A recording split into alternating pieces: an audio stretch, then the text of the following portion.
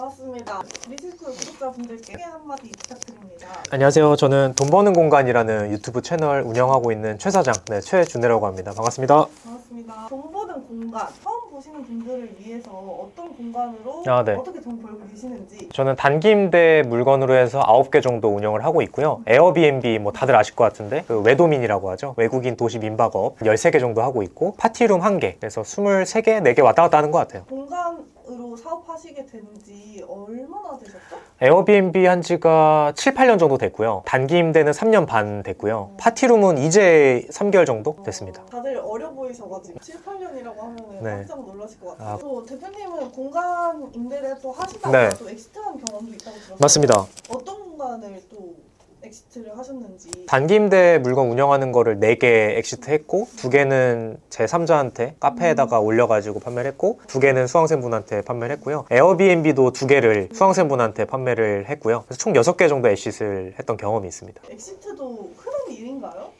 요즘은 사고 파는 게 되게 흔해진 것 같아요. 옛날에 제가 했을 때 몇 년 전까지만 해도 팔고 이런 거는 거의 없었는데, 저도 처음에 팔았던 게 한 2년 전에 단기 임대 팔았던 게 시작이었는데, 파는 사이트가 있거든요. 그래서 파는 데다 올리니까 실제로 되게 잘 팔렸던 거죠. 그래서 그 이후에는 저의 기준점은 단기 임대는 2년 운영하고 엑시트하는 거를 목표로 하고 있고요. 에어비앤비도 그 정도 기간을 잡고 엑시트를 해요. 저희 상담원님 오늘 또 얘기를 나눠볼 건데 네. 창업 프로세스에 대해서 얘기를 나눠보려고 합니다. 예. 각 단계별로 중요한 것들이 있을 것 같아서 네. 준비를 해봤는데 네. 첫 번째는 이제 손품 팔고 수익률 분석하는 이 단계에서는 어떤 게 중요할까요? 일단 입지가 제일 중요하고요. 좋은 입지를 찾는 게 제일 중요한데, 여기서 간단하게 말씀드리면 직장인 수요가 거의 80%입니다. 단기 임대에서는. 직장인이 많으면서 33M2 플랫폼에서 예약률이 좋은 곳에 교집합을 찾으시면 망할 일이 많이 없습니다. 직장인이 많은 역이나 역 근처나 아니면 지역. 병원 근처에 있는 것도 유의미한데, 병원 근처이면서 직장인이 많은 곳에 있어야 돼요. 예를 들어서 병원이라고 하면 아산병원이나 삼성서울병원이나 그런 데는 의미가 있습니다. 뭐 실습생이나 맞아요. 환자 가족들이나 맞습니다. 플러스 직장까지 할 수 있으니까. 맞아요. 그러면 또 입지라는 거를 볼 때 오해할 수 있는 게 부동산 입지나 상가 입지가 또 다르잖아요.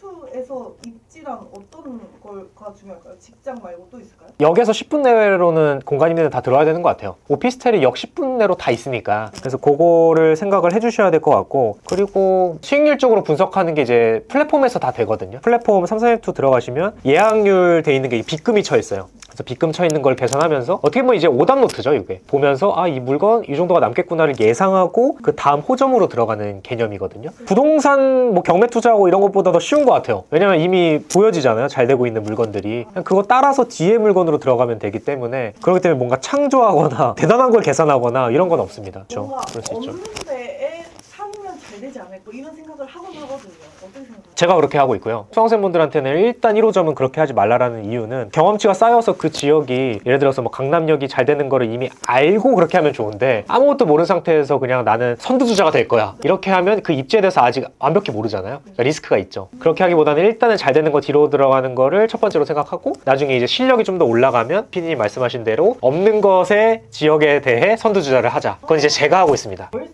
싼 지역에 진입하는 건 어떤지. 그것도 좋죠. 그것도 좋은데, 월세가 싸다고 다 좋은 건 아니고요. 월세가 싸다는 거는 입지가 빠진다라는 뜻이기 때문에, 입지가 좋은데 월세가 싸는 게 의미가 있는 거고, 입지가 안 좋은데 싼 건 아무 의미도 없습니다. 그거를 판단하는 기준은 플랫폼.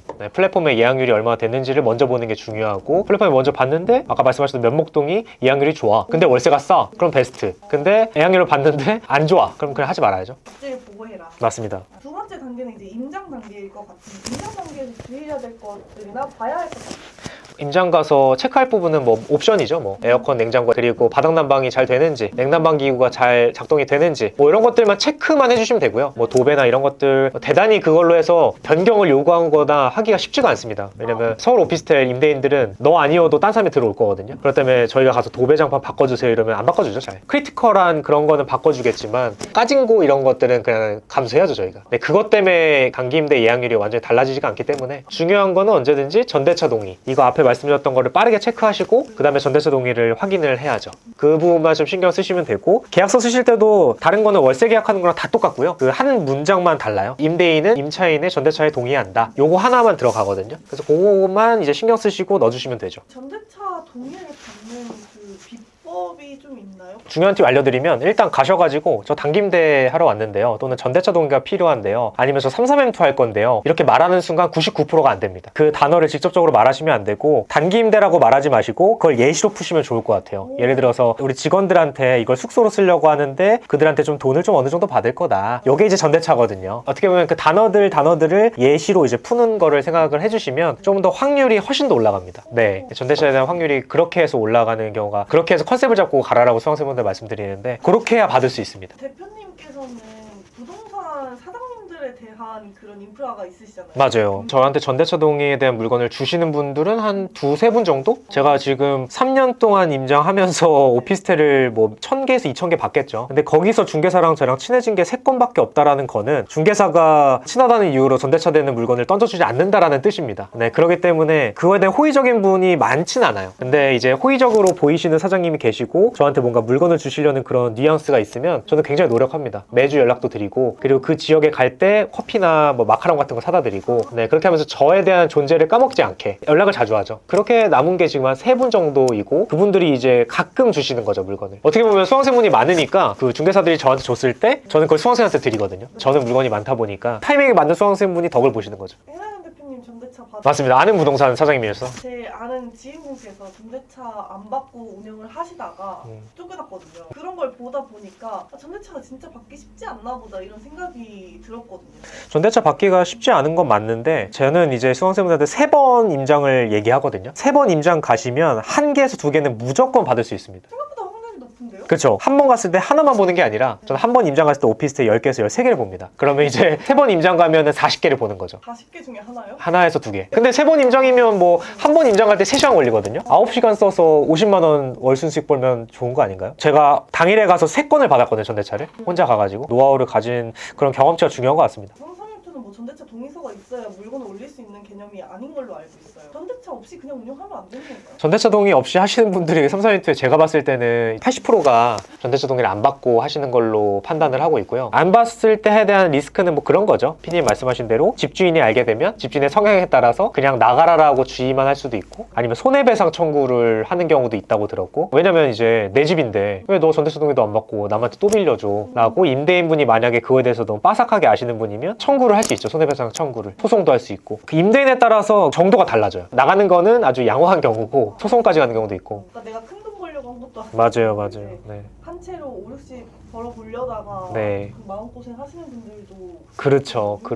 그러면 이제 계약까지 잘 마쳤다고 하면 네. 그 다음 프로세스는 어떻게 진행이 되는 걸까요? 물품을 사서 입주 날에 보내는 게 첫 번째고요. 물품 사는 거는 제 수강생분이라면 제 물품 리스트가 있기 때문에 그거대로 그냥 사시면 되고, 그런 게 없으시다고 한다면 그냥 저기 3312에 나와 있는 물건들 있잖아요. 안에 있는 물품들이 뭔지를 메모장에다 딱 정리를 한 다음에 그것만 쿠팡에서 사시면 됩니다. 공간임대는 어떻게 보면 벤치마킹의 사업이라서 여러분들이 뭐 창조하거나 뭐 신규로 하실 거는 전혀 없고요. 그냥 잘 되고 있는 애들 따라하면 됩니다. 그래서 오답노트이고 어렵지 않다라는 뜻이죠. 그 진입장벽이 하나네요. 전대차. 맞습니다. 이제 플랫폼에 업로드를 해야 되는데 대표적으로 상상일투를 얘기를 했지만 또 다양한 플랫폼에 업로드를 하시는 걸로 알고 있어요. 플랫폼에 어떻게 업로드 하시는지. 리뷰애니어도 있고 자리톡도 있고, 요즘 핫한 앵코스테이. 앵코스테이는 이제 외국인 단기임대 플랫폼이고요. 그래서 총 4개에다 올립니다. 근데 올릴 때 뭔가 각 플랫폼별로 성향이 다른가요? 거의 똑같은데 가격적인 부분이 좀 디테일한 부분이 조금 다른 게, 자리톡이랑 리브애니어랑 3312는 거진 비슷하고, 리브애니어가 표시되는 게 1박 단위로 표시가 돼 있어서 이게 좀 헷갈려 하시는 수강생분들이 계셨고요. 앵코스테이는 월 단위로 표시가 돼요. 그래서 월에 160만 원, 월에 170만 원 이렇게 표시가 되기 때문에 그 월에 얼마인지를 계산해서 거기를 맞춰 쓰시면 되고, 3312랑 자리톡은 1주 단위로 돼 있기 때문에 그냥 단위에 대한 기입하는 형식이 다르지 결론은 똑같습니다. CS도 하셔야 되잖아요. CS 하실 때 뭐 주의사항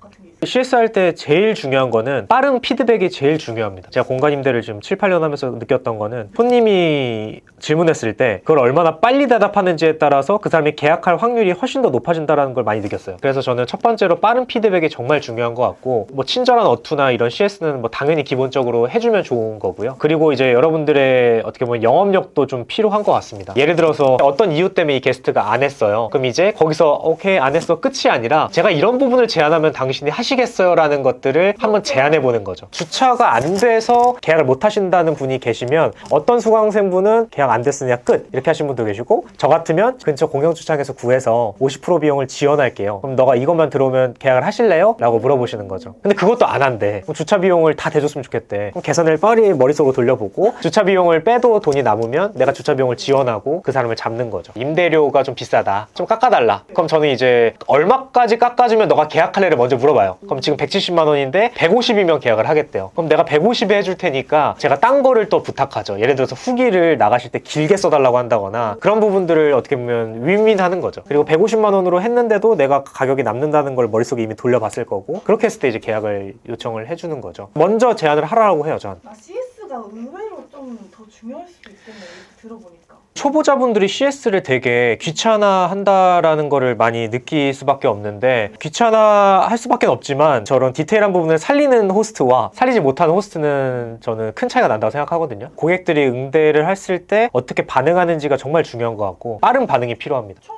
투자금 그리고 세팅까지 소요되는 기간, 총 투자금은 보증금 포함해서 1200, 1000만 원이 보증금, 200만 원 중에도 150만 원이 소모품 꾸민비, 50만 원이 중개수수료, 그렇게 되고, 세팅까지 소요 기간은 넉넉하게 한 달 반이고, 빨리 하시는 분들은 한 달 안에 끝납니다. 네네네. 우리 수강생분들 세팅하시는 거 보면은 예. 한 달 이내에 세팅하시는 분들도 꽤 많으시더라고요. 엄청 많죠. 제 수강생분들은 최소 4주 이내에 50~60%는 다 계약하시기 때문에 한 달 반이라고 생각하시면 거진다 될 것 같아요. 본인이 나 너무 바빠서 뭔가 못하거나 포기하지 않은 이상 열정만 있으시면 한 달 반이면 충분한 시간이라고 생각합니다. 다른 단기 임대들도 다 그런가요? 에어비앤비보다는 훨씬 더 접근성이 좋은 것 같고요. 파티룸은 사실 물건 구하는 게 뭐 엄청나게 어렵진 않았는데 단기 임대 정도인 것 같고, 근데 단기 임대는 공사할 게 없잖아요. 소모품들 그냥 쿠팡에 사서 넣어놓기만 하면 되기 때문에, 그래서 초보자분들이 하는 레벨 1 사업이 전 33M2 단기 임대라고 하는 이유가 그냥 할 게 없습니다, 많이. 그래서 아까 우리 피디님 말씀하신 대로 좋은 물건 찾고 전대차만 받으면 이 뒤에는 너무나도 쉽다라는 공통적인 저희 수강생분들의 의견이 있거든요. 그래서 그 앞부분만 잘 생각해 주시면 뒤에는 자동화시키기가 굉장히 쉽습니다. 그럼 대부분 어떤 분들이 수강을 많이 하세요? 수강생분들의 3분의 1은 공무원분들이시고요. 나머지는 직장인분들이시거나 주부분들이거나 정년퇴직하신 분들이 대부분인 것 같아요. 부동산 네. 기초 지식이 없어도 할 수 있을까요? 충분하죠. 택수도 안 묶이고 맞습니다. 실수에도 리스크가 크지 않아요. 연습이라는 키워드가 제일 잘 어울리는 사업인 것 같고, 그 연습을 하고 그 다음에 이제 부동산 투자 경매도 하시고 여러 가지 것들을 그 다음 단계로 넘어가시면, 이 33M2 하면서 많은 사장님들을 만나 뵈잖아요. 이제 사장님들에 대한 부담감이 많이 적어지거든요. 그럼 이제 경매할 때는 그것보다 더 난이도가 높으니까 조금 더 쉽게 할 수 있죠. 근데 저는 반대로 했거든요. 경매부터 해가지고 33M2가 너무나도 쉬웠죠. 경매를 할 때 제가 너무 많이 혼나고 까이고 욕먹고 했기 때문에 중개사들한테, 단기 임대할 때는 너무나도 호의적인 분들이 많아서 굉장히 만족하면서 하고 있습니다. 그래서 우리 대표님께서 원데이트 강도 준비해 주셨으니까 한번 소개해 주시죠. 원데이트 강 저희 12월 27일 날 또 좋은 기회를 주셔서 제가 오후 7시에 하게 됐고요. 리치스쿨 사무실에서 진행을 할 것 같고, 오시게 되면 이제 단기 임대에 대한 어떻게 보면 개념부터 시작해서 오늘 말씀드렸던 이 창업 흐름에 대해서 어떤 방향으로 제가 하고 있는지, 또 여러분들이 가장 궁금해하실 만한 거는 또 전대차 동의잖아요. 전대차 동의를 어떻게 받는지에 대한 노하우랑, 그리고 또 제일 많이 궁금해하시는 게 물건 찾는 방법. 실질적으로 여러분들 오시면 제가 그 자리에서 물건들 분석해 드릴 거예요. 그래서 물건 분석해 드리는 방법, 그리고 마지막으로 여러분들 실시간으로 Q&A까지 해서 한 2시간 반 정도 얘기 나누고 할 거라서, 여러분들이 단기 임대에 관심이 있으시면 저한테 배우시는 게 가장 정확하고 빠르실 겁니다. 강의를 또 꾸준히 오래 하고 계셔가지고 오시게 됐는데, 또 전망도 궁금해요. 저는 끝났다고 생각했거든요. 뭔가 내가 진입하기엔 너무 늦었다 이런 생각을 했었는데, 또 대표님 보니까 더 해야 된다고 오히려 얘기를 해주셔가지고. 그 플랫폼들의 거래액이나 매출을 보면 지금 매년 2배씩 성장하고 있고, 작년에는 2.5배를 성장했습니다. 거래액이 많다는 거는 수요가 점점 늘어나고 있다는 뜻이고, 제가 봤을 때는 이 부동산 시장이 안 좋으면 안 좋을수록, 제가 봤을 때는 최소 5년은 안 좋을 텐데, 안 좋을 때 경매도 당연히 잘 되지만 지금 이 단기 임대랑 이제 이 숙박업 쪽은 더 잘 될 수밖에 없습니다. 왜냐하면 사람들은 계속 이사를 할 거고요. 그 이사 속에서 분명히 텀이 3주에서 한 달이 생기는데, 그때 비싼 레지던스나 호텔이나 에어비앤비 살기는 좀 어렵고, 이제 대안책으로 단기 임대를 찾을 수밖에 없는 상황이 되고 있고, 이제는 한국인들 뿐만 아니라 외국인들 관광객이나 유학생들도 이 단기 임대에 대한 존재를 알게 돼서 많이들 저렴한 단기 임대를 찾아오고 계시고, 제 물건들의 거의 30%가 이제 넘게 외국인들이 단기 임대를 사용하고 계십니다. 외국인들이 점점 올라가고 있거든요, 수가. 저는 이 단기 전기임대에 대한 어떻게 보면 좋은 전망을 최소 5년은 더 보고 있고요. 계속 늘릴 예정이고 어떻게 보면 반영구적인 부업이자 사업이지 되지 않을까. 남들이 얘기하는 블루오션, 레드오션 그런 거 생각하면 아무것도 못해요. 여러분들이 레드오션 속에서 블루오션 될 수 있는 실력을 갖추시기를 진심으로 바라겠고 저도 그 역량 키우려고 지금 열심히 임장하고 실무에 뛰고 있습니다. 그래서 그 실력 있으면 여러분들이 아무리 전망에 안 좋고 안 좋은 사업이라도 이겨낼 수 있습니다. 그렇기 때문에 결론적으로는 이제 좋은 전망이기 때문에 여러분들이 얼른 하셨으면 좋을 것 같고 제가 느끼는 이런 수익적인 감정도 여러분들이 빨리 한번 경험해 보셨으면 좋겠습니다. 오늘도 고생 많으셨습니다. 감사합니다.